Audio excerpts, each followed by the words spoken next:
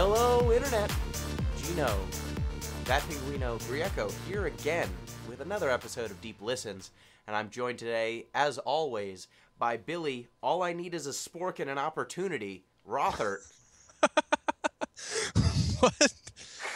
If I'm gonna mercilessly kill someone with no remorse.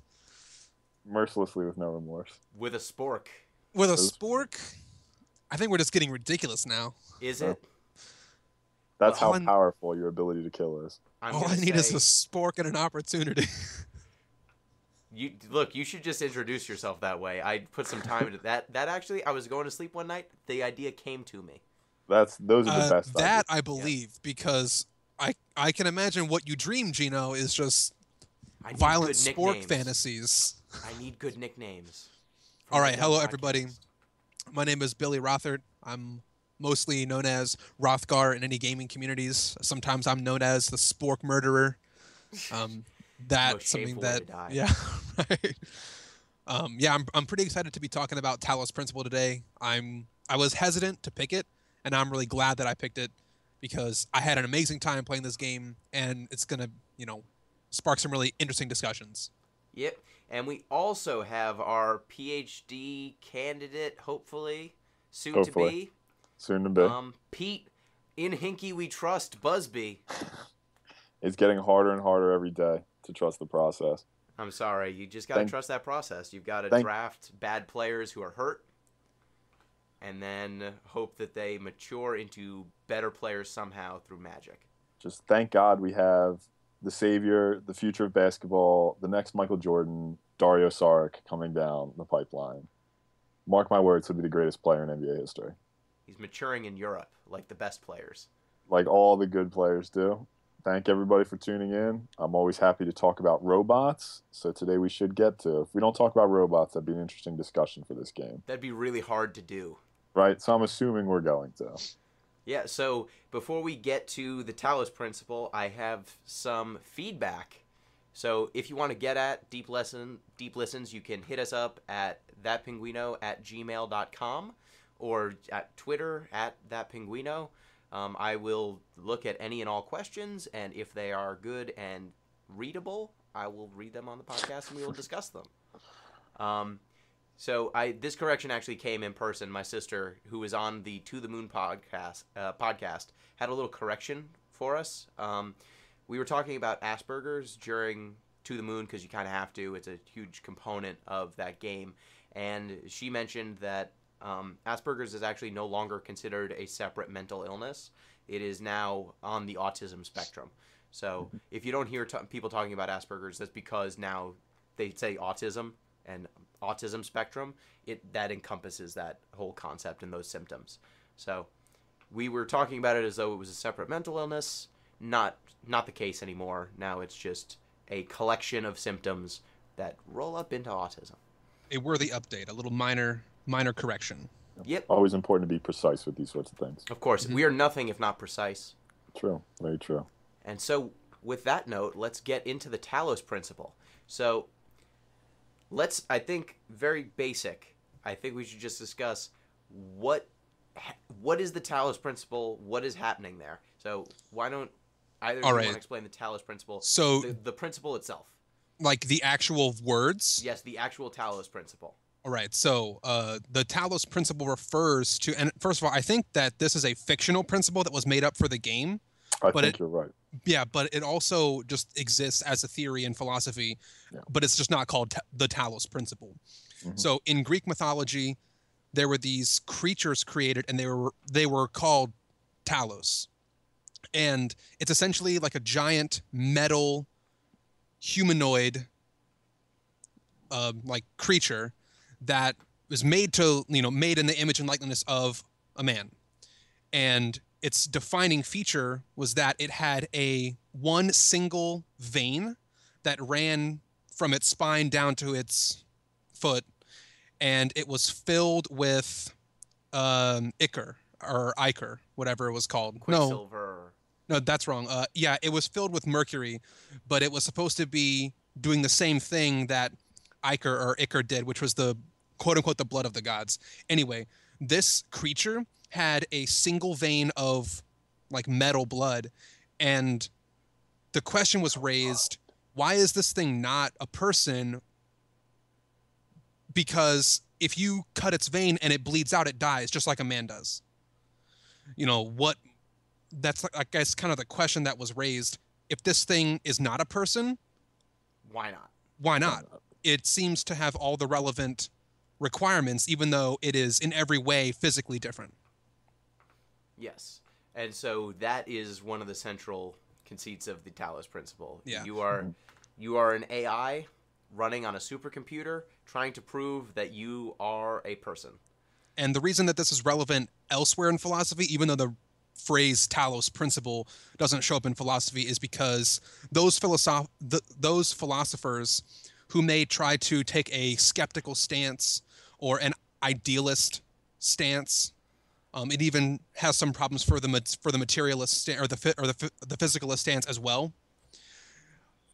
A person who's taking a skeptical or idealist stance has a problem resolving the issue of, yeah, you can say that there's no physical form, like you are just an idea or whatever, but you, the philosopher, you, the person, if you lose all your blood, you die. If your body, if your physical form fails, you die. And that is just a fact. You And stop Billy, existing. You know this from experience, I take it? I have When not you lost drain the all of blood my of your blood enemies? in any, not all of it. I've always been able to keep some in all my blood sport. There you I've go. always been managed to keep just enough to keep going. So I can't actually say what it's like to go all the way. All right.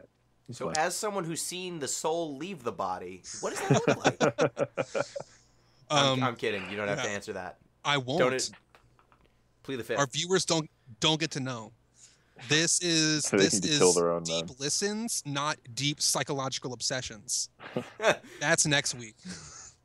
Oh, you have no idea.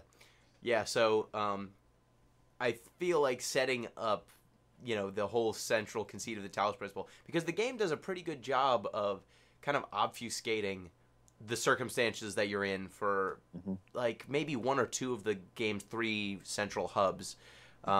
At first, it really seems like you don't really know where you are. You could be a robot in some sort of future world. There's some person there's a voice in the sky named Elohim, real subtle. That's God in Hebrew, if you didn't look it up. And it basically proclaims itself a deity, and you're walking in its garden setting up an Adam and Eve situation. And so it's unclear whether you are in there's some sort of sentient computer or some sort of actual deity that's telling you these things. And until you really see other AIs and other creatures running around, or some of the glitches that pop up here and there, you don't necessarily know if you're in a world that is just radically different, or if you're in a world that resembles our own and takes place in our own concept of reality. So I found the whole setting of the game very, very interesting. And Yeah, go ahead. the idea that you don't necessarily know who or what you are is important, because then you establish some sort of preconception or intuition about, if we want to talk about personhood, about the personhood of your protagonist, right? The character you're controlling. By backloading that, it then forces you to grapple with intuitions you already had. Like, you might think, no, robots can never be people, but if they force you to sort of enact this robot for long enough, maybe you change your mind. You would say, hey, me, the player outside the game, I'm totally a person. And if I'm forced to play through the perspective of this protagonist, I'm going to project a little bit of my own characteristics onto the protagonist. And if they don't give you the answer already, if they're a person or not, if they leave it open whether or not it is a person, that very well may be one of the things you project onto the protagonist. Like, okay, it's going to be a representation of me, and I definitely think I'm a person, so I should be able to convince this thing that I'm a person. Yeah. If I'm controlling it. Yeah, so I guess we should let's hit the hard stuff first. Like, what do you think? It's all hard stuff. I know it's all hard stuff. It's hard to even approach this from like an early perspective. Like, how's about we start this with the MLA assistant, the Milton Library assistant. Sure. So that is where a lot of the questions of your personhood come from. You've got this dichotomy: Elohim, the deity, or it proclaims itself a deity, this large voice in the sky that tells you, go solve these puzzles, go find these Tetris pieces, or what are they called? Sigils?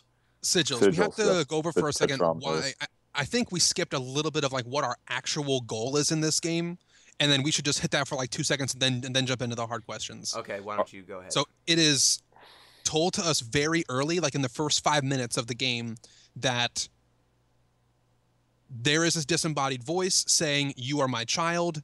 I'm making you do these puzzles and tests to develop and test your logical, rational ability. Should you pass all of these tests and become worthy, you will be welcomed into my quote unquote garden and like live in eternity and everlasting life, all this stuff. So that's sort of like the deal that you strike with this deity. Go through these puzzles. If you prove yourself worthy, prove yourself enough of a person, or prove yourself to be rational enough, or meet enough of the requirements, then you get ultimate heaven, ultimate whatever that this deity is offering. Yeah, not just regular heaven, not that. No, it's not some like store shit. brand. No, we're talking about that heaven. cream We're of the crop talking heaven. The real deal, the hard It's that shit. robot heaven. This one comes in a box, not a bag. That's Right. it. The cereal comes in a box. Mm-hmm. So that's kind of what you as the player are aiming towards. And another piece of information that is also given to you very, very early is that there is evidence to suggest that all human life is extinct, and the only thing left are the machines that the humans have created, including you, the protagonist, and maybe other predecessors before you. And they also tell you, do not climb the tower. This is your covenant. Right. There's a tower. You don't know what it is, but it is like the tree. You do not eat the fruit. All this information is given to you in like the first 5 minutes of the game before you even like get out of the first level. I think it's actually as you're leaving the first level, he says, one more thing, there's a big tower, don't climb it. By the way, I have one rule. Just so you know, don't climb this big tower. Yes. And so that is the deity that you are brought into contact. Well, it seems to be a deity, like some sort of disembodied Elohim. voice. A disembodied voice named Elohim. Okay, so hard questions? Yes. Now, hard questions.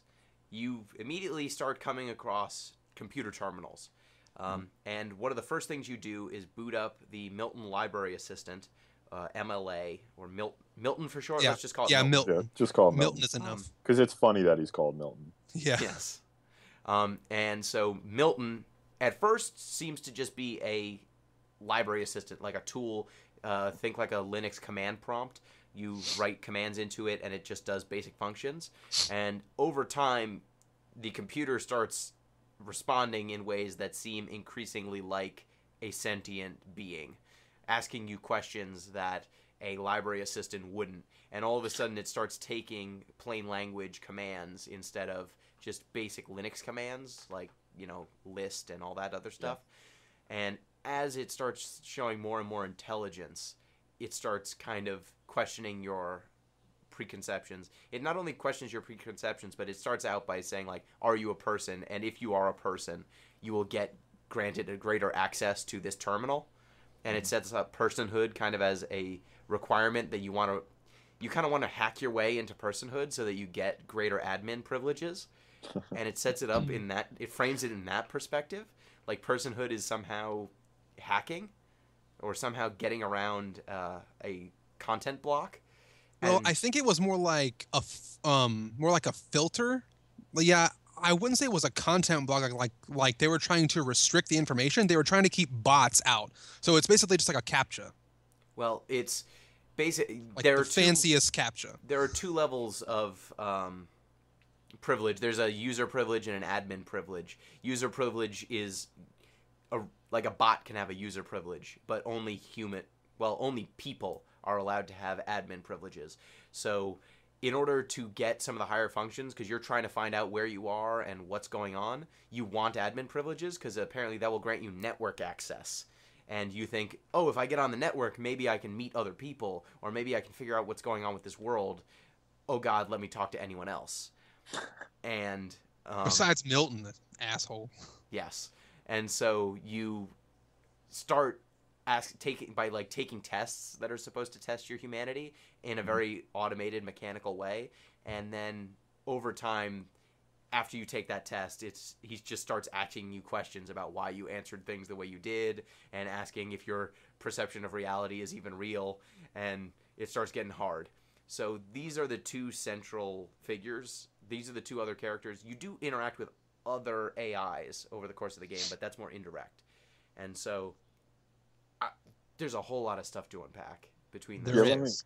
So you said you want to do just like Milton first. Why don't you go, Pete?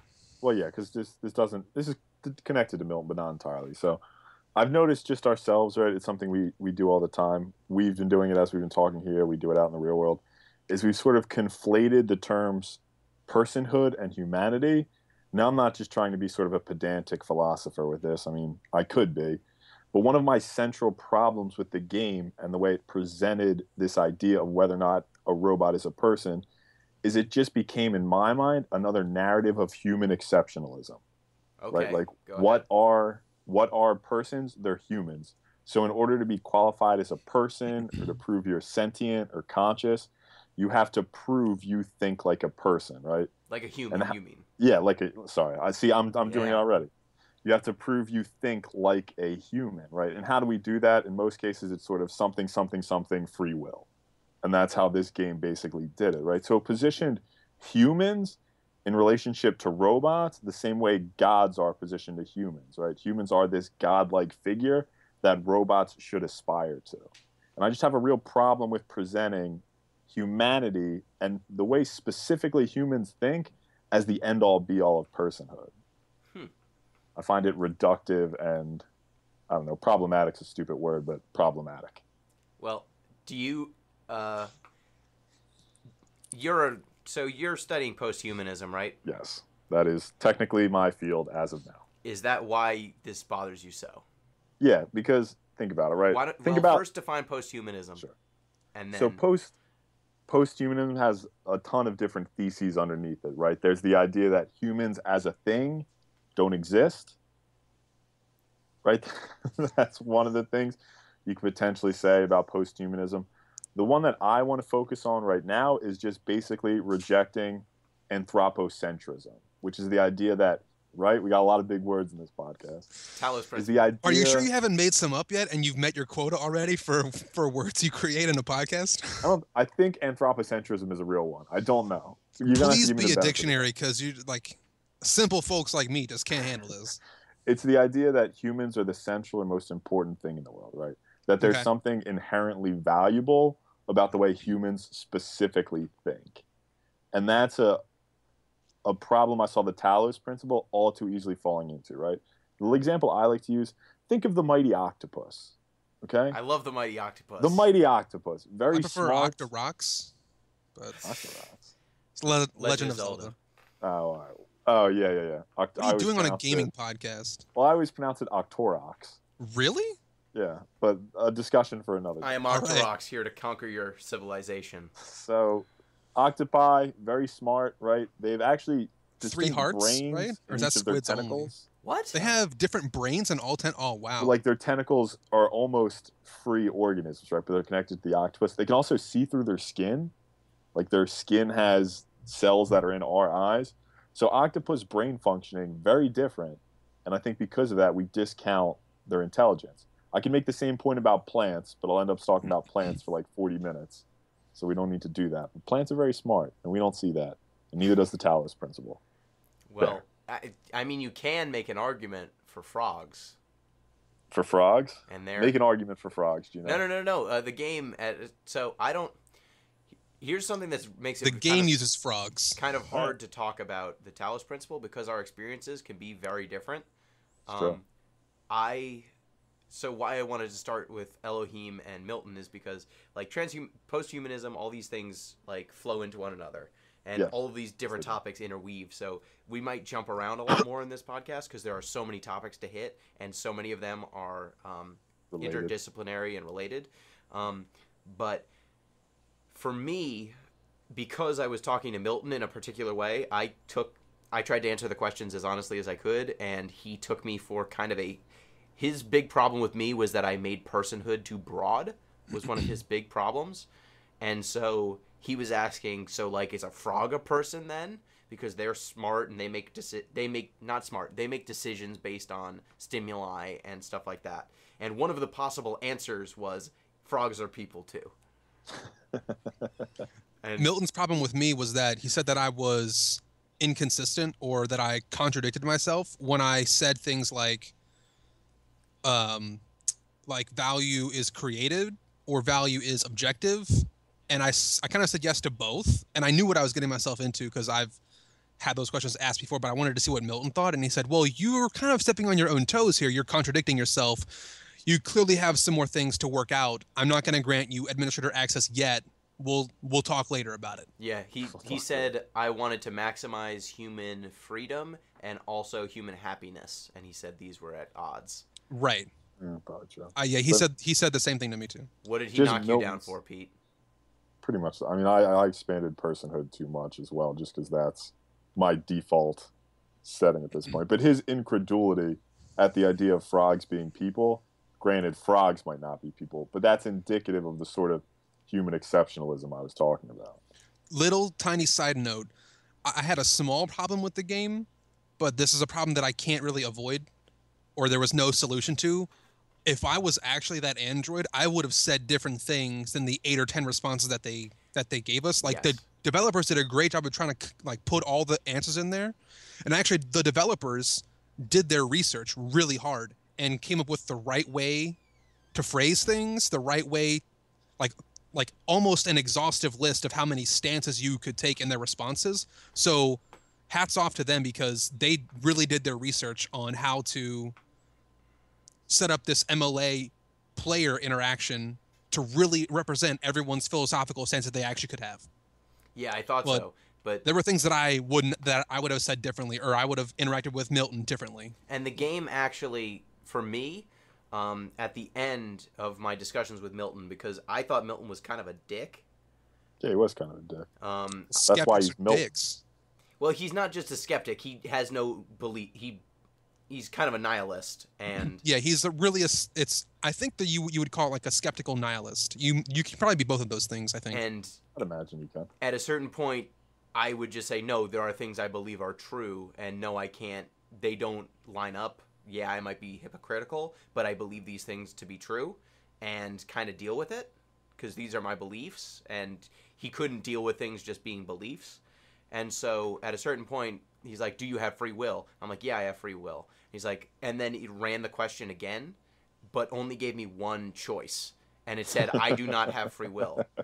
And I had to pick it because I couldn't exit out of the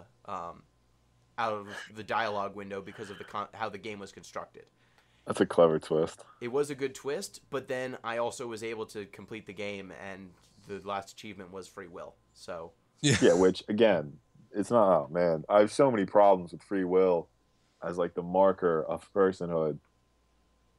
Just what are you talking even, about? It's not even clear. We have free will, and even if we did, why is free will so central? It's central because we all think we have it.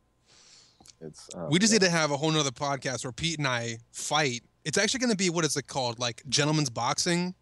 Where you actually punch her in the face, and then you sit down and play like 2 minutes of chess. Yeah, chess boxing. Like, whoever gets like knocked out first or checkmate wins. I think that's Celebrity Deathmatch.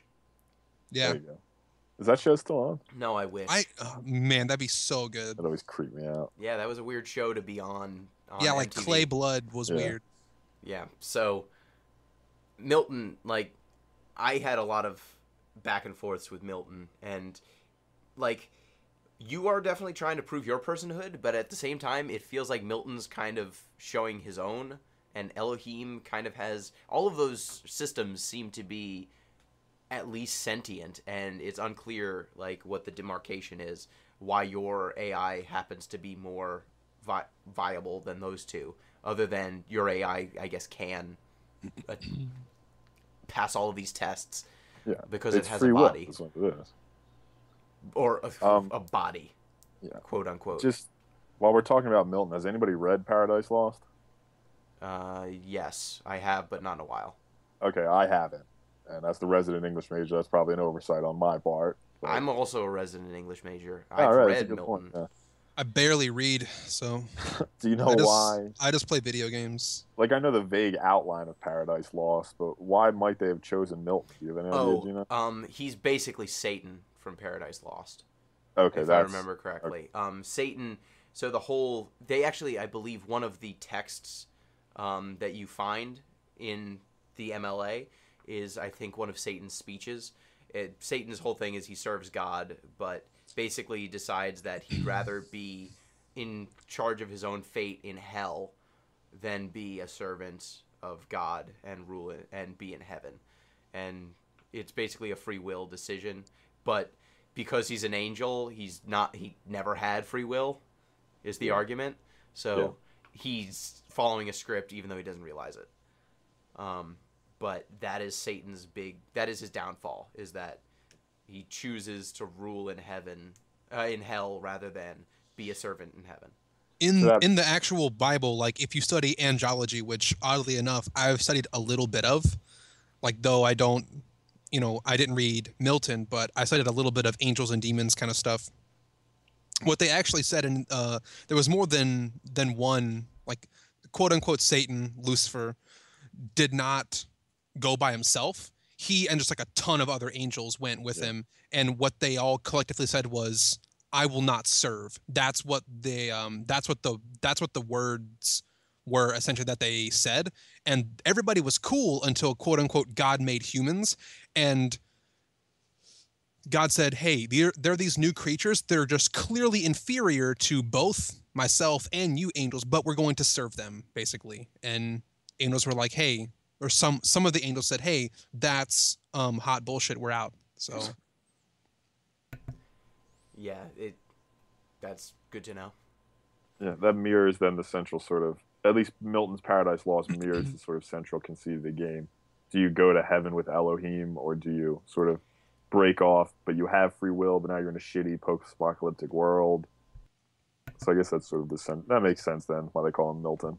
Yeah, but I think also it's worth mentioning that going to heaven. So, do we want to start talking about the end of the game and some of that other stuff? Which one? That's another good point. It's going to come up. We might as well outline the three. Okay, sure. Well, we could go in two directions. We could start talking about the stuff that's on Milton, beyond like the texts that are on Milton. Well, we didn't talk about the relationship between Elohim and Milton very much. I thought we wanted to cover that. Yeah, why don't you mention that? So, to my understanding, and I'm looking at this from the point of the beginning of the game, there is Elohim, there is Milton, there is the player. And in the beginning of the game, Elohim makes it appear like he created everything that you are interacting with, that Elohim created everything, and Milton would then be one of those things. So Milton appears at first as a tool, and the job that Milton does at first seems like, oh yeah, this fits. It's another test to see if I'm a person or if I qualify to go to robot heaven. So and it just gets you texts. Right, it gets you game information. So it serves both a story purpose and a game mechanic purpose. Cleverly done. Later in the game, Milton and Elohim become this sort of this like opposing forces. They're actually only opposing each other, but they're both in their own way, like trying to suppress your actions. So Milton takes the side of being the hyper-skeptic, kind of nihilist. Whatever you think you're doing, it's actually all scripted. You don't have free will. There is no purpose for your existence. Why don't you just face it, give up? Sort of this always like the devil on your shoulder saying, give up, like you can't do this. You don't have free will. You aren't a person. And whatever Elohim, you believe is wrong.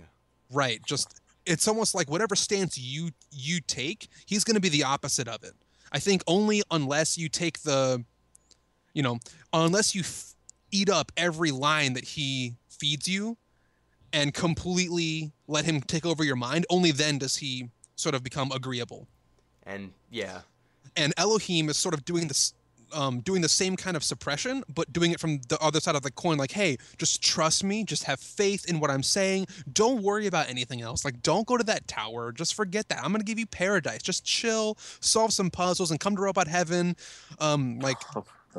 It's going to be great, man. Hell is other robots. It's true. Yeah. So they do act in opposition towards the later parts of the game where where Milton will say, like, are you really going to do everything he tells you to do? Like, referring to Elohim.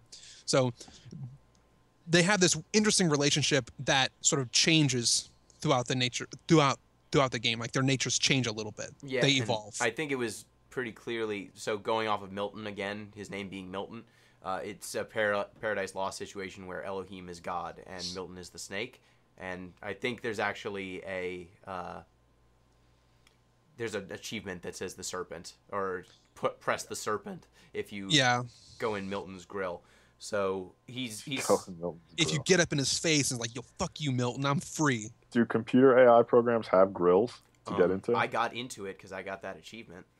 Right. I got it too. I think I got almost all of them. Yeah. I need to go check what my achievement progress was now. Milton doesn't like it when you say, hey, you're tearing down my beliefs, but you're not stating any of your own. Yeah. He doesn't like that. I don't believe in anything because I'm sad. Well, 'cause his function isn't real. Presumably his function isn't really to provide beliefs. It's just to challenge yours. Because he's supposed to serve as a counterpoint to Elohim, so you don't just sort of adopt his viewpoint. Like, if you're supposed to take all the logs and audio logs that happen, that you can gain access to over the course of the game, Milton and Elohim are not supposed to function the way they do. Both of them kind of form on their own a little bit. Like, Elohim is supposed to be this administrator running tests on AI in the hopes that eventually some AI will attain personhood, at which point that AI will inherit humanity, the earth. Basically inherit the earth. I'm doing personhood and humanity again, but we'll inherit. See how insidious it is. We'll inherit all that humanity. I think once it's was. fine. I'm all down with those two things being the same thing. So, Talos or your AI will inherit everything that humanity was. You will be the progeny of it, and Elohim, I don't know if he's supposed to have a personality. I don't know if that's supposed to be, or if it's just supposed to be like, start test 1. But it developed a personality because they weren't able to finish coding it. And Milton... Did you guys get the the text dialogue or whatever that said what Elohim actually was? It was L. It was a supercomputer. Yeah, but what he was based off of. It was like in the game that they said that he was going to be based off of this AI that was designed to run like RPG, D&D video games. Yes. Of course. And it just seemed super fitting. They were like, well, look, we're running out of time as humanity is about to go extinct. What can we use to test it? Well, some guys are, well, I know about this like RPG, D&D kind of game running code that would fit really well, and that's where they adopted the AI that is behind Elohim. Yeah, and Milton didn't start as an AI. Milton started as just a library tool, but they screwed up on some of the coding, and so over time Milton started developing its own personality just by all of that information kind of being consumed and processed. So it kind of developed a personality unto itself because of some of the data in its stores getting corrupted and a way to free it, basically. And so these two AIs kind of govern your entire passage through the game, and I think their interplay is really unique. It's really cool. And why don't we? Do you think it's a good time for a break?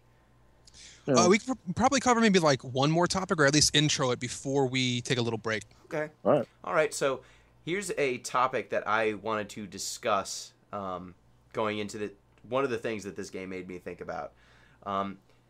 What did you think of all of the other AIs that are running around? How the game kind of makes the world bigger? Because we've talked about these two other characters, but there are actually other AIs running around with you. You don't see them very often, but I think you only see them in one of the three endings of the game. And you see holograms of them running around. Right. And you see messages, QR codes. Yeah.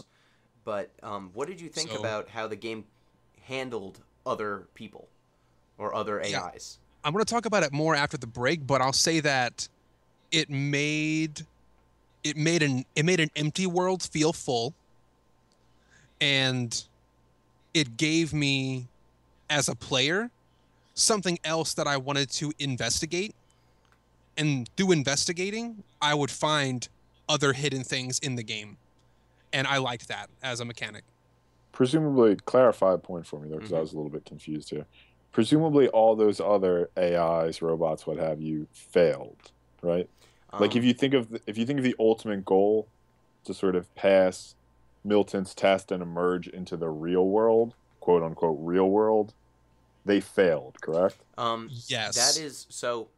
That's actually answered for us by Elohim. Like, you are the Yeah. first that passed this level of test. Well, Other androids, other robots had successes, but not the quote unquote ultimate success. however, all of those people that you meet, or all of those other AIs, yeah, I'll say people, all those other people that you see QR codes from, if you find some of them, it will say program died here, child program was blank. So ostensibly, you are one of the child programs of, not necessarily one of those QR codes that you see, but you are a child program of something. So even though those AIs died, they created a inheritor that ended up forking off of that knowledge base. So now this is sort of a interesting parallel to evolution as well. Yes. So Right. I actually found a QR code that said, it was, I think the name was Sam. I think it was. Sam was one of them. Was he serious? Eh. Okay. But the last thing it said was, it was like last thought. Ah. I found that one too. And It was just screaming. And then it said child programs, all programs. And so that was the very first AI run through the system. Basically died screaming at the absurdity of it all and couldn't handle it anymore. And every other program walked. What better way to transition to a break than just screaming at the absurdity of it all? Which is really how we all die, presumably, but yeah. So we will get back to the other characters that you interact with in this game after the break. Peace.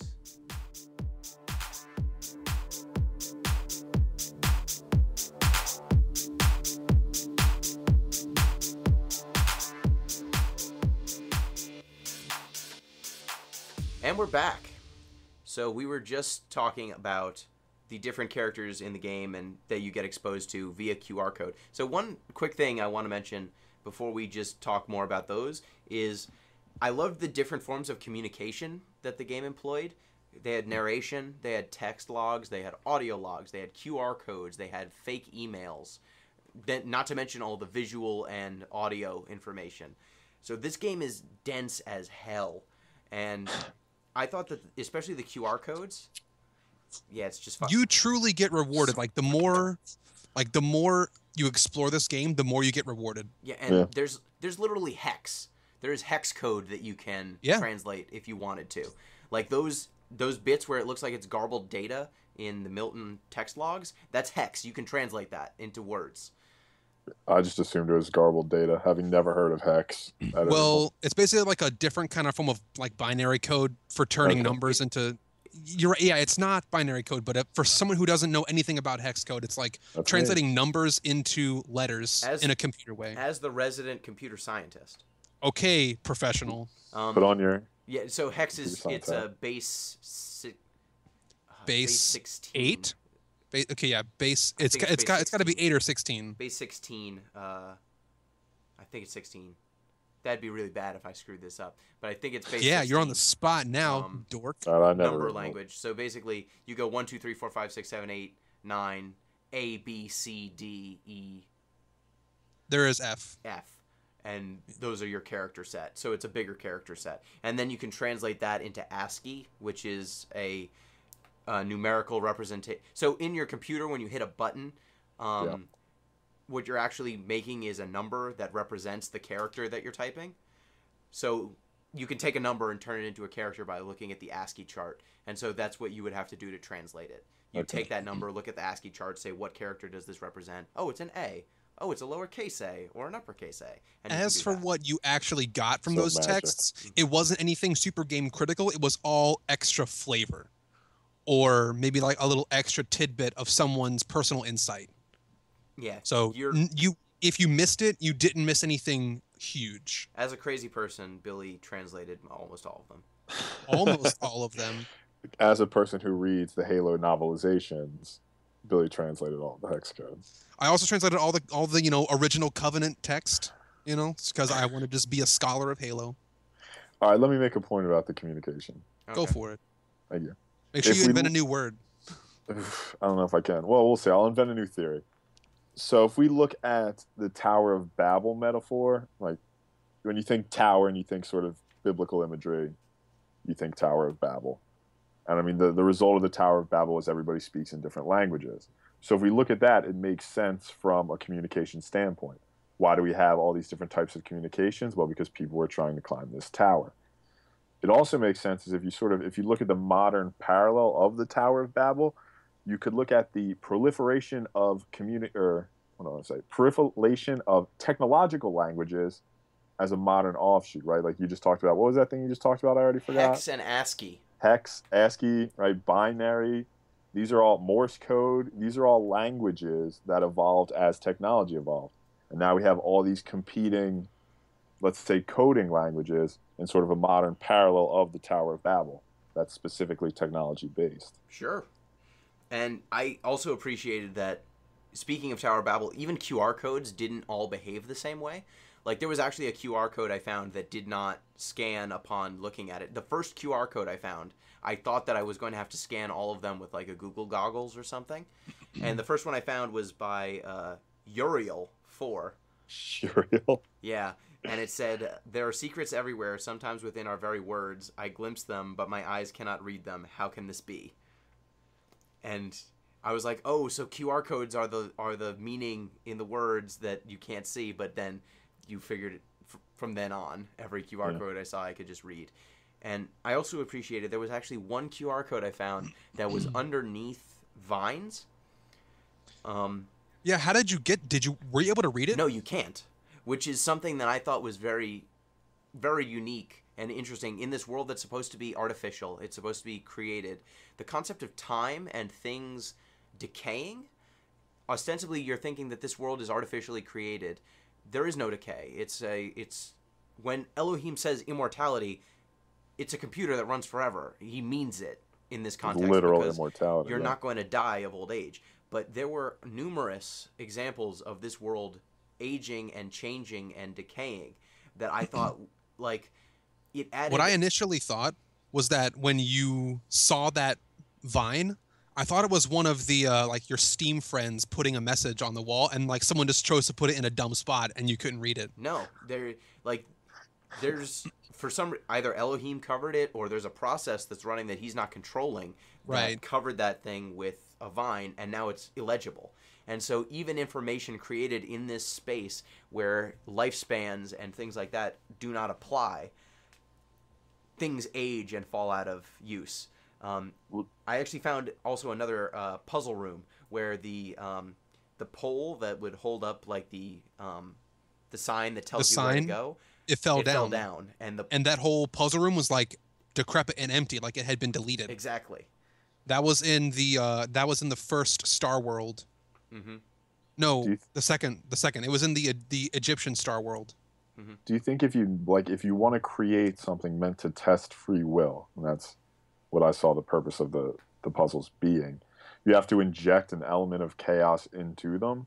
Like there has to be some sort of uncontrolled variable. In this case, it would be something like decay or time or breakdown in order to elicit those free will responses. Otherwise, it would just be stimulus response. I don't know. That's an interesting point to bring up. Like, I think that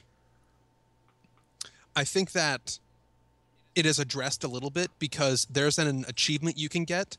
Like, if you spend a long time on a hard puzzle, Elohim will eventually say, hey, look, this puzzle might be hard. Take a break, come back to it later. Or like, this one is not required. Elohim will verbally say this to you from the clouds and say, you should just come back later. and you get an achievement if you leave then, and the achievement's called like obeying the master or something. And you also get an achievement if you say, no, I'm staying until I finish it, and it's like persistence is rewarded or something. Persistence like you detected. get an achievement, right? Persistence detected. So you get you get an option and you get an achievement based on that. So yeah, you're right. I think that the environment that the puzzles are in, maybe they don't directly bring out free will stuff, but they definitely are the right environment for that to occur. But also, the act of solving the puzzle itself is an opportunity for free will to manifest, solving it or choosing not to solve it, because you don't have to get to the end of the game. Sorry, you can get to the end of the game without solving every single puzzle in the game. And I think that I don't know that that chaos was intended. It seems like sorry, intended by whom? Intended by the creators of Elohim. Intended by the creators of the simulation. The people who were supposed to be building it at character from Ian at Jurassic Park. I don't know that they were intending it quite so much as machines, even though we think of them as immortal or everlasting because they don't have lifespans the way we do, like a biological lifespan that runs out. Machines sort of like do plants. decay. They do actually, bits will rot over time. You will lose information. That is a function of how computers work and how computer memory works. So even though we think of it as being infallible and everlasting, because relative to ours it might as well be, but in the long term that this experiment is supposed to have been running on, you have no idea how long this simulation has been going. In that time frame, it's entirely possible for, like, Milton came into being because of bit rot, and a lot of the files that you read from Milton are gone as well. And so I think that brings us to what really interested me about these characters that you're interacting with. Sharing information and sharing knowledge, because I feel like one of this game's major themes is sharing information and sharing knowledge, and how that kind of causes further revelations to just spring forth, like growing from, standing on the shoulders of giants sort of thing. Mm-hmm.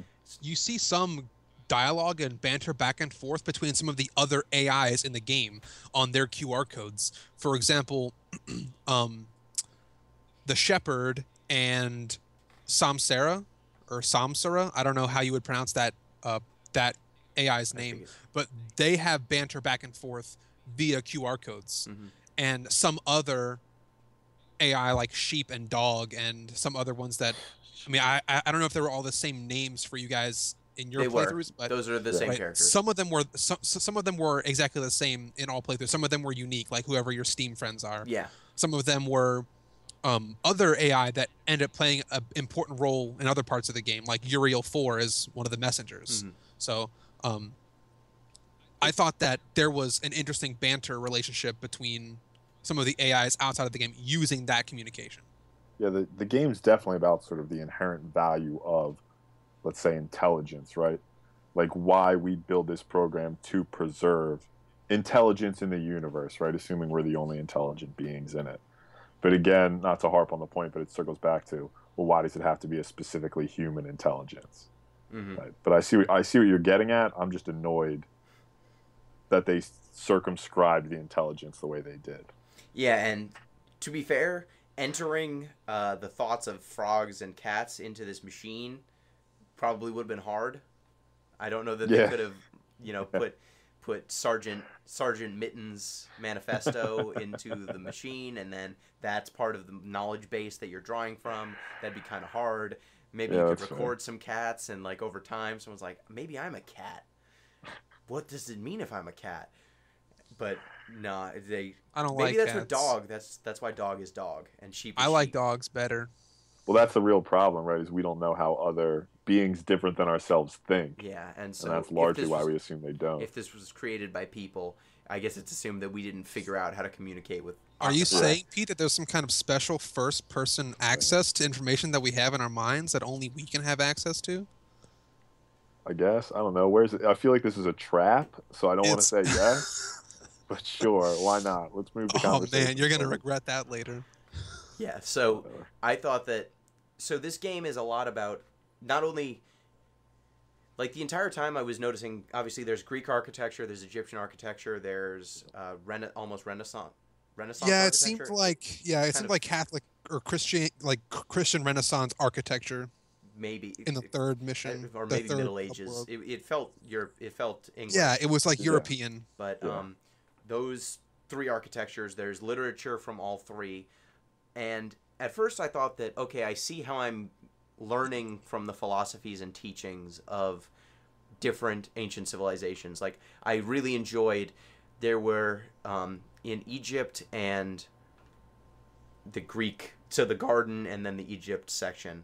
There were two basically parallel stories that told your story. Like there was the Trials of Hercules, basically retold as a robot being Hercules. Like it was the labors of Hercules, but the Sphinx was a machine, and the fleece was, I don't even know if the fleece part was there, but there were some other riddles and stuff like that that were clearly the labors of Hercules, but everything was robots. And then There was the Osiris tale. that's the other one, the Tale of Osiris, which is telling you about how Egyptians are supposed to pass through into the afterlife and how they have to go through these trials. And once they prove themselves worthy to the gods, then they are able to ascend. There was also Athena's story.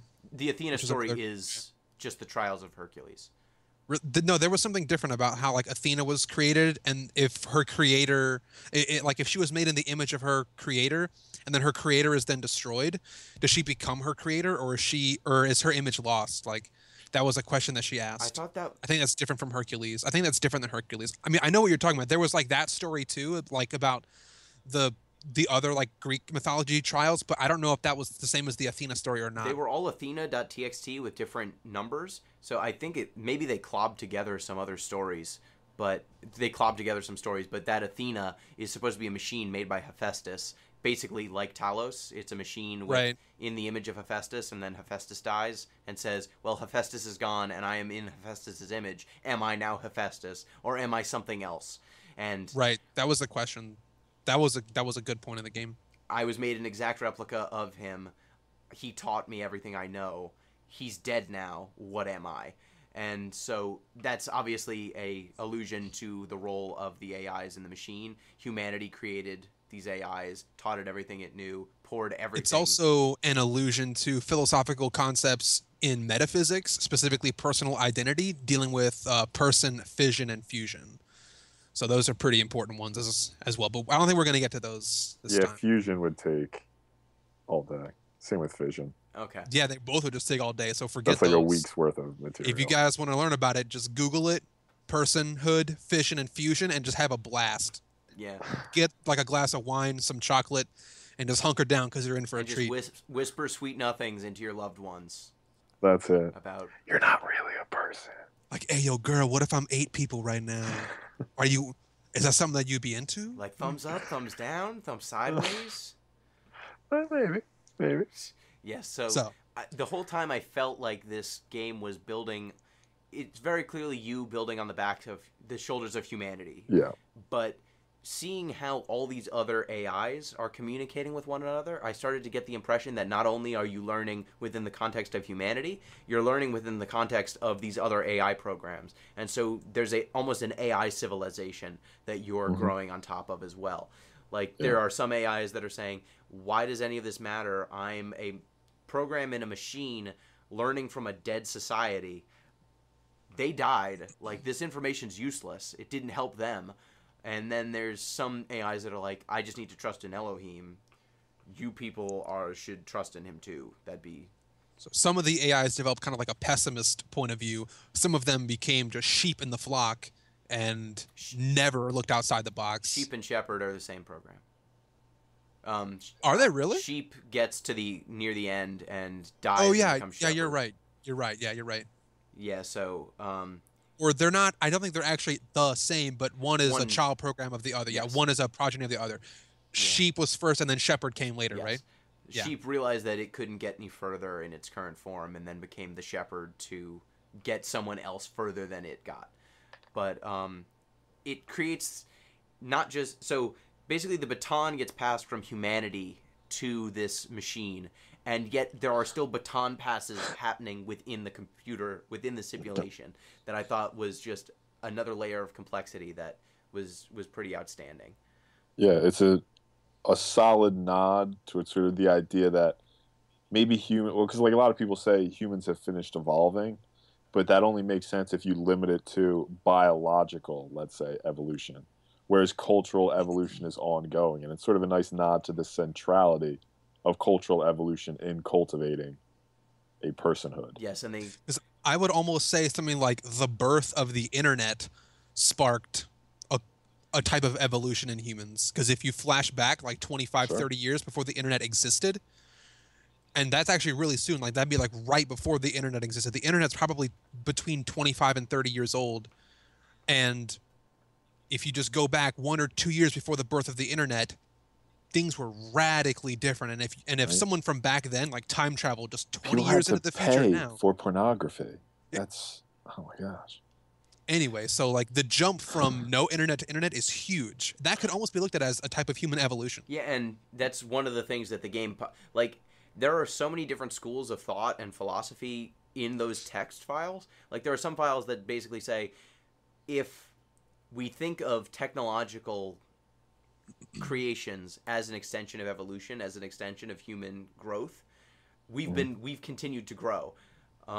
When someone created a wheel, humanity changed forever. And to think of humanity as only the thing without the tool, and not the tools themselves as an extension of humanity, is to really limit what you think humans are. Do we want to talk for a second about Alexandra Drennan and her role in the game? Sure, go ahead. She's the main programmer who, I guess, but I guess the person who dreamed up the simulation. Right. Yeah. One other role that she played was, and I don't know if this was intentional or not, intentional by the like Ian developers, like not the Talos Principle game makers, but the makers of the programs in the game. Yep. From the character perspective. There were these time capsule audio logs from one of the main developers. Her name was Alexandra Drennan, and if you get if you get the majority of those dialogues, you could miss some of them in the game. I missed one of them. You will get this narrative of before. It's like what her thoughts were before the program began compared to what her thoughts were near its completion, and the sort of journey that she took while making it, saying, hey, I have these beliefs in the beginning, like I'm doing this all for a great purpose, and we're going to be preserving humanity, and we're going to be doing this in the beginning. And then towards the end, she was thinking, wow, like I'm going to die. Mm-hmm. This is going to be the end of all of us as a species. I hope that this is going to be enough. I hope this will be enough. And then finally, she said, you know what? I'm actually kind of resolved and comforted, because if we are more than just biological specks on a planet in a universe, then we are probably an amalgamation of the things that we create and the things that we affect. So if we can have a profound effect that is immortalized in the universe, and she's referring to, at this point, the Talos Principle, the simulation that they're running, she said, we may have just granted ourselves immortality, a kind of immortality. You're shaking your head. It's just like the assumption that the universe gives a shit about. You're right. You know what, Pete? Like, I think we're actually on the same page on that. Like, I think the universe does not actually give a shit. Well, the universe doesn't give a shit. She gives a lot of shits. Yeah, she does. Which, I mean, if I were going to become extinct, I'd care a lot as well. But pause. Like, what would you guys do? What do you mean? Like, if you were like jump into the game, Talos Principle, but be one of the humans pre-human extinction, and we know that there's some kind of virus going around that everyone's going to get, and we're all going to die. That's a heavy question. I would take the game's advice, and I would open my door. I would get cat food and dog food and rabbit food. I would do that too. And I would open the door, and I'd say, when I'm gone, Oli, feel free. You inherit this. You inherit the earth. But your rabbit. That is a hard question. Oli wouldn't make it, though. I'm sorry to say, like, Oli has social anxiety. Odie would not get along with the other animals. Your rabbit would have a hard time, Gino. I don't think she'd get down the stairs. It'd take her like 2 to 3 days to get down the stairs. And she'd never get back up again. She'd run back up as soon as she hears something because she's like, safety's over there. Yeah, so that probably not, but yeah, I can't really comment on what I would do because this is a family podcast. Like, what do you do when you're facing down the mortality of your entire species? Like, I don't know. Just catch up on just Netflix, bust I guess. shots into the air. Right. I don't know. Some people were having a LAN party, which I feel like was a good nod. I would probably do something like that. Just be with the people that I cared about for as long as I could. Just the living embodiment of hedonism bot. And that might be hedonism. Just Where have I heard rub hedonism frosting bot on your before? belly. Jumbie, the chocolate icing. Where have I heard the Futurama. phrase Futurama. Futurama. hedonism bot? Okay, yeah. Yeah. Yeah, I heard that somewhere else. How anyway. decadent. What's our next topic? So let's. Speaking of Transition. going on this, standing on the shoulders of giants, the game ending. The ending of the game is the amalgamation of all of the information that you have. I thought so. There are 3 endings. Which endings did you guys get? I got the tower. Okay. Pete, did you beat the game? What was your ending, Pete? I got the escape. So the tower Okay. as well. Escape from the simulation. Okay, tower as well. Okay, That's you got it. tower. So you went by tower, okay. There's 3 in the game. One of them is just kind of boring but important. And that one, I don't know what the name of it was. The star But that's one or just not? where non-star. It's non-star, non-tower. Okay, where you just walk That through one- the doors. Yeah, you just walk through the doors and go to heaven. That ending is what happens when you just get all the sigils in the game. Sorry, the 49. No, actually, It's the 49 regular sigils. Yeah, like the 49 regular sigils. And once you complete all of those, Elohim says, you've done it, you've passed the test, I welcome you into the gates. And if you walk through that door, the game ends. But that's actually the worst ending you can get. That ending, if you walk through those doors, you go to these golden gates and you open them up, you say like, initiate eternal life on a little computer. Like you open up a computer, and actually, noticeably, it's a much nicer computer than the other ones that you've been using. Yeah, it's got a flat screen. Yeah, it's a flat screen. So the other ones were like CRT, like old computer monitors. Anyway, you turn it on, it says, initiate eternal life, and then you just click it and you go to heaven. Yeah, but that location. After that, it says, that location is the location if you do the tower ending. You know that giant thing in the clouds. Yes. And that's also the tower ending the location. difference is when you hit, execute the program. First of all, the program you're running is slightly different, but yes. It runs. So it starts running the process to get you checked out because you've gotten to this computer. And if you do the Elohim ending, there's a free will check, and it will fail you, and that terminates your process. If you walk through the door because you listen to Elohim the whole way without questioning him at all. If you get to the computer by climbing the tower, that check is passed, and that's what lets you escape. So it's basically he shortcuts you to the laptop in the sky. Laptop in the sky. What? What a second-rate deity. Yes, and he basically shuts you down, and I don't even know if you pass on your knowledge. You do. It says that it like takes your memory dump and it like stores it, and then it modifies it, and then it reinitiates you again in the game. If you take that ending of the game, you start over the game level 1, the same opening. Oh. Yeah. You can just turn off the game and restart and reloaded your save file, and then you're back at the end of the game and you can do something different. But if you take that first ending, you essentially say, oh, well, that probably was not right. I should do something different. Let me do tower That's or pretty cool. something else. I didn't realize that they basically reset you to the start of the game as a function of the ending. That's cool. Yeah, so if you listen to Elohim the whole way, you get shafted. Surprise, surprise.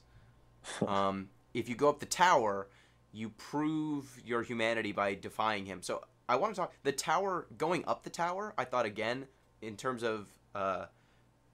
growing off of the knowledge base that came before you, there are a bunch of passwords that you get from characters from Sheep and Shepherd that they type down to you so you can ascend each of the levels of the tower. You get help eventually from the shepherd. You find another character after all that You time. find two others. Yeah, and you find two others. Samsara is there too, and she's trying to stop you. She or he. He or she. Yeah. Is trying to stop you because that program's a nihilist and basically says, if I can't climb the tower, no one can, and I don't believe there's meaning, so I won't let anyone else find it any meaning. So I don't know why I projected female embodiment on Samsara. Sounds like Samara from Mass Effect. I think it's the maybe name. Yeah, it just sounded like a female name. But that last sequence is very much, it is the only time you are in direct co-op. I was like, yo, Shepard, help me out. And so... Yeah, you would, like, step on a switch, he'd go through a door, like, toss you a connector, and then you'd, like... You very rarely actually got close to one another. It was more like you were... I gave him my... on two separate spirals of, like, a double helix going up the tower. Yeah, and I thought that it was very... That was where the metaphor was the clearest, that you needed... You could not do this alone. Right. You needed to work with other people to get this to happen. What, Pete? Something's bothering you. It's moving the goalpost again. Like, humans are tool users. Well, chimps use tools, so we can't be that. Like, humans are social beings. Well, robots are independent, so they can't be humans. Oh, but look, this robot's social now. I don't know. I'm just you're being social the whole time, especially if you use the paint bucket or any of that stuff. You're being social. Like, it's clear that the AIs are communicating and have developed some sort of social hierarchy before that. Did you guys see any of my messages? I didn't see any of yours. What? Sorry. I saw other I don't think we're Steam friends. I saw, like, 2 of yours, Gino. Okay. Yeah, well, I finished the game before you, so I probably... Probably, yeah. I was probably just a step behind you all the way. Yeah, so... Because I was a completionist. Yeah, you got all the stars. So I got 100% completion. Like we mentioned, if you get to the tower, you get freedom, and you basically are... The whole simulation shuts down, and everything that was that simulation gets injected into you, and then gets shot into a metal body in the real world, and you get to walk around the shitty post-apocalypse. It doesn't seem that bad. You get a cat, There are no people there, so that's great. Well, anyway, the last ending was, I think, what they call the messenger ending, and if you get all the secret stars in the game, you can go to this secret part of the simulation where you become one of the messengers that you can unlock. Yeah. You write your own little epitaph, and you essentially resign yourself to quote-unquote dying or entering into this tomb, and you write a little message on a headstone, and you become one of the messengers, kind of like Shepard. The Shepherd was, where your role is then to become a servant of the system. Well, the Shepherd is not a messenger. You're right. The Shepherd is not a messenger. Uriel is. There's 2 others that you can unlock in the game. I can't remember what their names were, but there's 8 in the game. Sorry, there's 7, and then you become the 8th if you get this ending. So that's an interesting ending. It also brings you to the end of the game, but it doesn't restart you. It gives you the end credits and stuff. Yeah, and so like it's a viable ending. Yeah, Pete, did you see any of the messenger rooms? No, I don't think I ever made it in like the star rooms. Once you get to World C, you can get a fire axe, and you can take that fire axe into World A or B, and there will be boarded up rooms. Okay. And if you hack those boards, that takes you into Elohim's like fancy garden where his messengers rest forever. And if you solve the puzzles there, they'll get up and help you, and that gives you a hint. That gives you like 1 or 2 hints on any of the puzzles in the entire game, but the hint is like a sentence, which is like, as a game design decision, that's a really bad hint system. That's not a useful hint system. You having 2 hints on a 49. Can you even use the hints on the star puzzles? I never used the hints, so I don't know. I just used one because I knew what the solution was, but I wanted to see how the hint system worked. Having in a 49, puzzle game, 49 bare minimum if you want to finish the game, having 2 hints if you like go through these other hoops, and the hints are like a sentence. Like there's three messengers though, right? I never found the third one. You could get 3. I never found. It's the in one. world A, B, or C. I never found the one in C. I got the one in A and the one in B. But Well, even still, three there's just another boarded up door in C. So. hints is not that many in the grand scheme of things if you're really stuck. If you use one, is it like gone? Yeah, it's gone. Yeah. That dude helps you once, and then he's gone. And then never helps you again. No. That's for like giving up your whole existence for eternity to like help people out. It's kind of a crummy get. Yeah, it's like, dude, you. It's like shit. Like connect stuff. I don't know. Mines can't detect you if you're above them. Thanks, Uriel 4. I let you out of that tomb, and this is all you give me, asshole. He's probably just so pissed he ended up in there. He's like, fuck these people. I shouldn't have tried to help them. One of the epitaphs you could write, once you get to select your epitaph, it gives you like a choice of like 10 or 12, and it was like, this was a bad idea. Don't choose this ending, guys. Yeah. I made a mistake. I didn't know epitaph meant you were dead. Yeah, that's. Pete, you're biting your microphone. Oh, sorry. That's my microphone? Yeah, that's your microphone. Oh, I didn't even know. My bad. Yeah, so I think given the endings of the game, I think we have to talk about this game's stance on religion and how it treats it. I'm not saying that this is a one-to-one with religion, but Elohim means God. We do have a Tower of Babel. We have a Tower of Babel. We've got gardens. A satanic figure.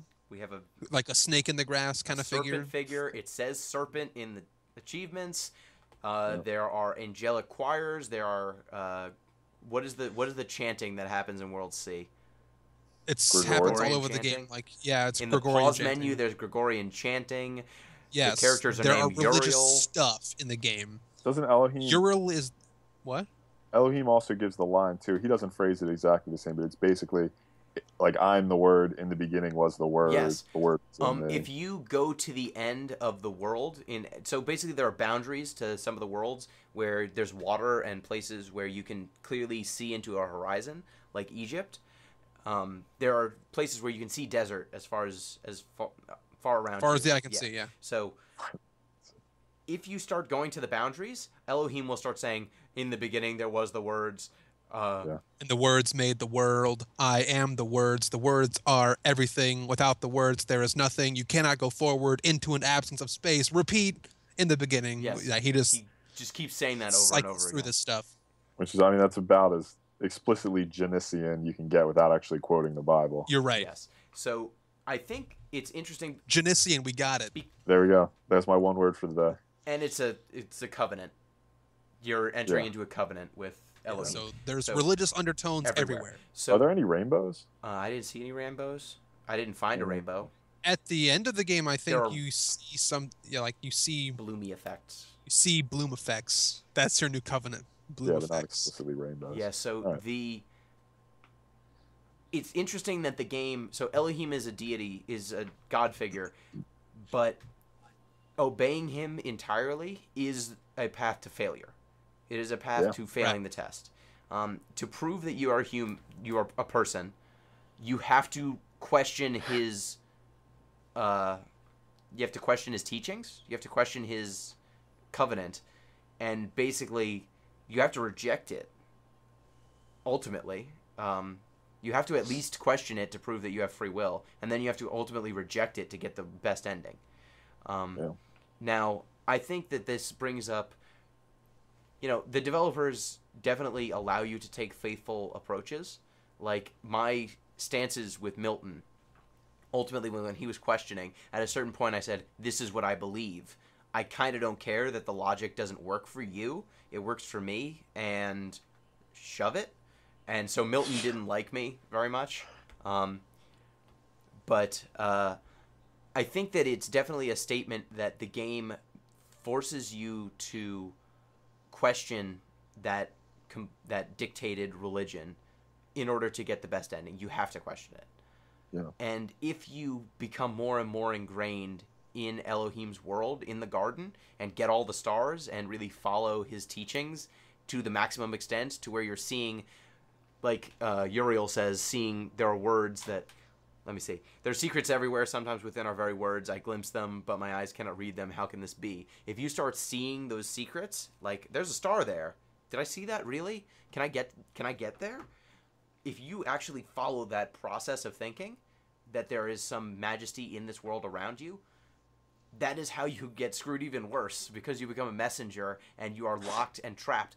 It's not even that your process keeps developing and maybe you could one day develop into the one that goes up. You're just stuck. You're just stuck there in purgatory forever, willingly. Yeah. And so it actually makes you, it has a lot of metaphors. If you become so enamored with the physical world presented to you, that is a path to ruination. If you believe Elohim's world is all that is filled with inherent meaning, you end up trapped there. I object a little bit to that, because the way I understood that ending was not Ending? the one where you become a messenger. Okay. And you get locked in the tomb. You write your epitaph. It's the star ending. If you get all the stars and you go to level 6 of the tower, which is actually below the surface, you get that ending. And I don't think that's an inherent bad ending. I think that's just a different ending, because if I were that android and I were following those things, the act of exploring everything in the world and getting all those stars gave me a deeper understanding of what the process was and what we were actually trying to do in the system, where we are trying to create, through millions and millions of trial and error, one that will succeed. And if you care about that as an end goal, maybe someone's got to play support and be one of the messengers. And I think that's what that ending embodies. Not you snooped around too much, so now you get trapped in purgatory. I disagree with that. I think the ending represented by the messenger ending was, okay, there were others before you, and they're just as important in the process as the final result. So you can be the final result if you want to and choose one path, or you can say, look, this is a process. This is a process. I will play the best role that I can, even if that means I can't succeed, but I'll help someone else to succeed. I think, Billy, that's a fair assessment, but I think it's contingent upon what happens once one of the robots escapes the simulation, right? And I don't remember. One of the messengers or whatever? No. Once any robot escapes, does the simulation end because it's uploaded into him? Or does it continue to run in the background as more robots escape? It ends. So when you're climbing the tower, okay. That is the reason why Elohim doesn't want you to climb the tower. When you climb the tower, the process ends. Yeah, right. And so now that you mentioned the reason why I'm saying that they're trapped and that they're not, they're trying to help future generations, they're trying to help the process, but they're helping the process. They're not helping the goal. They are keeping this cycle going, because Elohim's function, at a certain point, it values self-preservation above reaching the end goal, because it knows that it doesn't know what happens to itself when this simulation ends. So it is inherently, it is getting people to the end of these trials, but it is not sending them forward to the tower where they will prove that they can exit the simulation and cause the simulation to shut down. So it's creating better, more expeditious ways for people to get through the trials without ever getting to the real endpoint. So it's if those messengers, if you use those messengers to help you get up the tower, it makes sense. But then you're presuming that someone else is going to get up the tower when Elohim's entire framework is designed to stop you from getting to the real end. It's to give you a sense of completion without actually actualizing your character. Yeah, if the messengers get somebody up the tower, it's really an incidental effect. It's not necessarily their purpose. And doesn't Elohim eventually admit, when you get to the Golden Gates, he says, "Look, I was trying to stop you the whole time. That was your final test." Yes, but then he says, and I had grown complacent, I had right. I was scared of what would happen, but you've passed the final test. But the thing is, that worked on everyone else. He really was trying to stop you from doing it, and only when he no longer can stop you from leaving the simulation does he say, "You've passed the final test, my child, you've done it." It seems like a capitulation that he's not going to be able to stop you. That's how I read it. Not that... Yeah, he's dragged into the future. That now he's just got to accept it and say, "Way to go, you did it." So I thought that it's an interesting thing that the game has a religious structure. Elohim does help you to a certain extent. He is trying to get you through these trials. but there is a point at which what Elohim is asking of you is not in your best interest, and it is in fact not in the best interest of personhood or humanity, the entire goal. So I think that it's a really cool dichotomy there. I think that it's not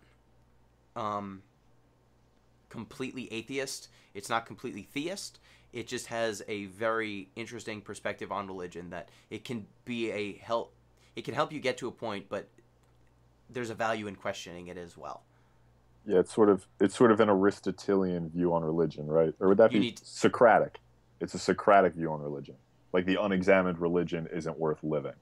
Right. Yeah. And so with that is one of the big topics I wanted to cover. But now you two want to fight. Yes. And I wish we were here so we could do it right in person, but... Can I actually say, Pete, that I actually wish we could have fought at some point? I wish you would have come through with like martial arts club or whatever, and we could have put on some gloves. No, I'm sure there'll be opportunities in the future. Maybe. We'll see. He's got a reach advantage. That's true. True. I actually have a problem with reach. I mean, we all do. Anyone who's good at fighting. Good point. Height, I think I could deal with, you know. Just tiny T-Rex arms, that's fine. Yeah. He's 7 feet, but has 5 foot wingspan. Yeah, if only. That'd be the best. You have all the vulnerabilities and none of the strengths. All right, so here's what I think this game is actually trying to make the player think about. Okay. I think the game, the Talos Principle, is trying to make the player think about what personhood is. Like what are the necessary and sufficient conditions for personhood? Why does it matter so much? What is the relationship between a person and the thing that created it? What is the relationship between a person and the things that a person creates? So these are some of the big questions that I was presented with in the game. Maybe they weren't so explicit, but that's what I was thinking about while playing this game. They're pretty explicit, but they want you to think about that. Yeah, they want you to think about that stuff, but they don't put the words into your mouth. I'll say. They just show them to you over and over and over and over again. They put the words into Milton's mouth. Yeah, right. Well, so I value personhood like super highly.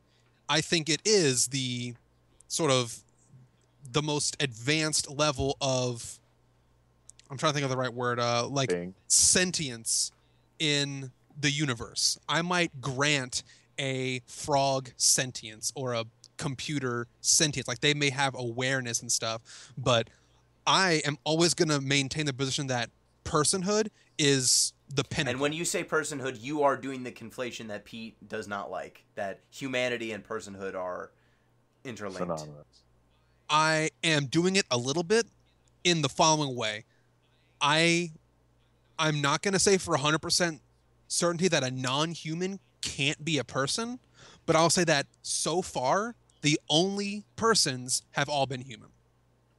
And I'll say that there is evidence that convinces me that androids or robots or AI will never meet the criteria to be persons.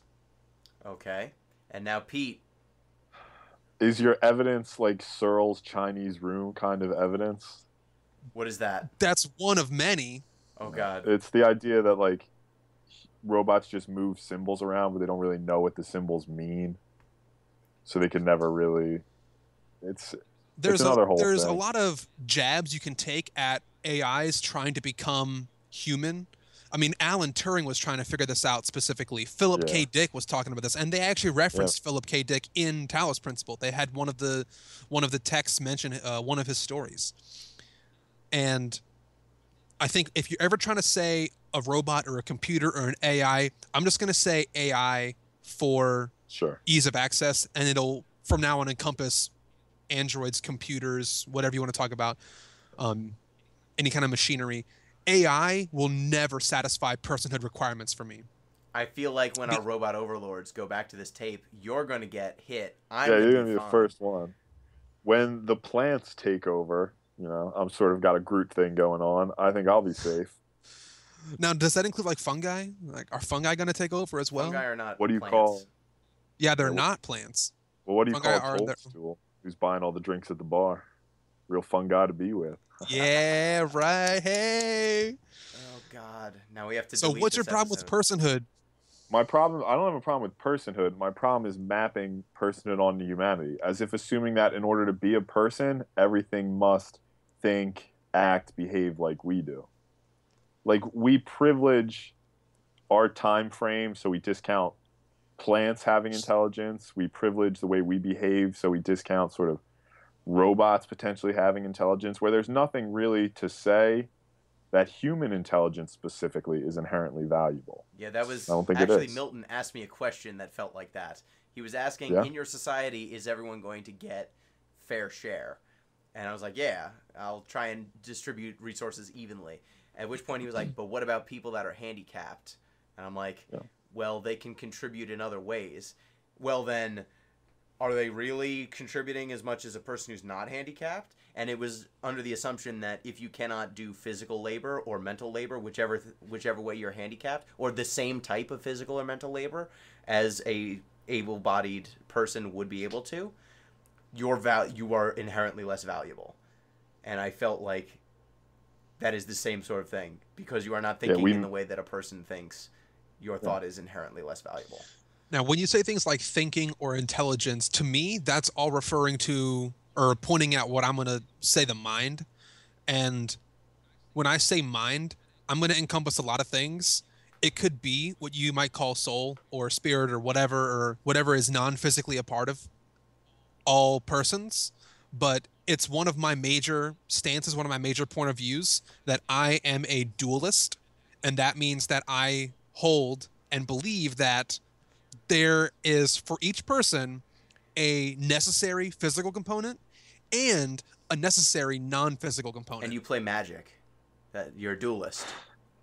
Yes. I'm actually, Magic Duels just got released. Super fun. Buggy as hell. The networks will not stay up, but yeah. Thank goodness they don't call us like magicians. Yeah, you're not playing the game early enough in its lifespan for that to have happened to you. Anyway, so yeah, I am a dualist. I'm going to hold that for any person. There's a required physical component, a required non-physical component, and any android or AI or robot, any AI is going to not meet those requirements. How could you be sure? How can I be sure? All right, well, let's put aside all the problems with dualism, because I thought we were finished with that at Descartes. But how could you be sure an android doesn't have a non-physical component if, by definition, it's non-physical? There is okay. How can I be sure? Is there a short answer? How long would it take you to explain that to me? So, I don't know. It might be too long, but I can be sure. Okay, I think I can be sure that a robot has a non-physical component, because if I look at the way that robots are created and the way humans are created, I place something special on how humans are created. You only really get one chance to create a person. Like Pete and Gino and Billy. Like, if that process didn't go perfectly the first time and only that time, we would not exist. But if I'm trying to build a robot, I could build it halfway and like fail or like mess up one of the parts, deconstruct it, rebuild it. Like, but you're presuming there's something about how that's because you're presuming that robot's lifespan didn't end as soon as you said, "Oops, I screwed up." You're saying that it's the same entity. Thanks for bringing that up, Gino, because once you have a completed product, fell right into his trap. Well, Pete did it too, like 30 minutes ago. I'm gonna get back to what you just granted me, son. So, when a person is completed construction and a robot is completed construction, let's just age it to age 25, just to make it easy. Like 25-year-old person, 25-year-old android. Okay. Both of them have some kind of life operating source, right? For us, it's a heartbeat, whatever. It's organic components. For an android, presumably, it's some kind of power. It could be like internal combustion engine. It could be an electrical source or some kind of nuclear source. But that is a power source that if you took it out of the robot, it would, in all likelihood, like you would just call that the robot is dead. If you're going to give it personhood, right? If you're going to give it personhood and you take out its batteries and it collapses to the ground, you just say that robot is dead, right? Sure. Why now? Sure. Okay. And then if you wait like 10 years and put the batteries back in and turn it back on, it's fine, right? No, it's not. Billy, but Why isn't it? Because let's just stop. Did the robot lose anything? yes, because I don't care that's about not this how discussion computer right now. memory works. It would actually decay over time, especially for not being used. Also, your brain runs on electricity as well, just like the robot brain does. All right, then just make it a short period of time, like 5 minutes. Yeah, but your heart can stop for 5 minutes, and you can come back. And are you the same person? Are you the same? There are people whose hearts stop and their blood stops running, and they come get back. completely exsanguinated. You're right. And they come back. But there's a point where that computer, okay, let me That just point's play just something longer. different. That point's just longer. Let me just do something different. Okay, ship of Theseus. Wait, no, before you even. All right, No. forget No, the we're ship not of going Theseus. there. Okay, fine. We don't have Before to. you even get there, Thanks, Talos I don't- Principle. Talos Principle. you're completely sidestepping my argument because you're still basing things. Let me off- address it then, like directly. Tell Alright, it well, to me again. You're still basing things off an analogy with humans, and I'm saying that analogy's faulty to begin with. Dog. If your comparison is always two humans, you're always going to exclude certain things. I'm saying you shouldn't be making that analogy in the first place. All right, so is Okay, the restriction that you're giving to me like, Billy, you can never say humans anymore? I'm going to be the producer of this podcast and say this is going off air. No mas. Man. That's fine. No mas. All right. Well, hold on. I feel like I didn't give finish Pete this enough time to just elaborate some of his objections. I think Pete should get the final word on personhood. Pete, go ahead. No. Should I get the final word on personhood? Yeah, go ahead. I feel like I created just it talked to too you. much. It I'll wasn't a allow it. very even discussion. You're quicker. I pretty much just made the whole point. My point is that this game, and I think a lot of people fall on the analogy with humanity, and that analogy discounts a lot of things that we should think are a lot more intelligent, thoughtful, personorific than they are widely considered to be. And I think that this game, if we didn't hit it before, like AIs. personorific definitely is an invented word. Yeah. If Genesian didn't get it. Like AIs, yeah. Or octopi, or trees, or even the inert cosmos itself. maybe there's something. Maybe there's something there. Yep. Good talk. Okay, so signing off. So Billy, your last word. I'm not gonna have another last word, but thanks everybody for tuning in. Remember to send emails. Gino will give you the info when we're done. Send emails to thatpinguino@gmail.com. Hit me up at thatpinguino on Twitter.xxx. Whatever Twitter is. Yeah. So Twitter. thanks for listening. Talos Principle it might actually fit into one of my top 10 or top 5 lists of games now. It was everything I ever wanted in a philosophy-based video game, so definitely check it out if you haven't. It's going to get you thinking about the right questions. Ooh. Pete, your last word on the Talos Principle. Again, thanks everybody for tuning in. Try to expand your ideas of what might or might not be a person. It'll make you feel one with the universe, which we all should. And for next episode, I have a special treat. Ooh, what do you got? We're going to be playing Kingdom Hearts. So ready. Okay. We're going to be playing Kingdom Hearts. Love it. How does that sound? It sounds which one? so good. Kingdom Hearts 1? We're going to go 1 because 2, I feel like all of the... Kingdom Hearts 1 has everything we need. It has all of the strengths and all of the weaknesses. It does. It does has everything you need. It's everything you need. Like, to talk about Kingdom Hearts properly, we are going to get all of the strengths, all of the weaknesses in 1. And we can do that in just one game. And once we get to 2, you have to cut through so much more. And Yeah, we can talk that's about true. 2 if we need to. But man, I don't want to talk about nobodies if I don't have to. We could talk about those little like gunship cutscenes in between worlds all day. The too. gummies. Yes, the a gummies. 3-hour were discussion on perfect. gummy ships. Man, I spent 3 hours on every gummy I made. I never built a gummy ship. I just Me used the neither. regular Missing ass out, gummy man. ship. Missing out. We will discuss this All right. next week. So, or 2 weeks from now. So, thank you for listening to Deep Listens. Thank you, Talos Principle, for being real dope. Yep. Peace.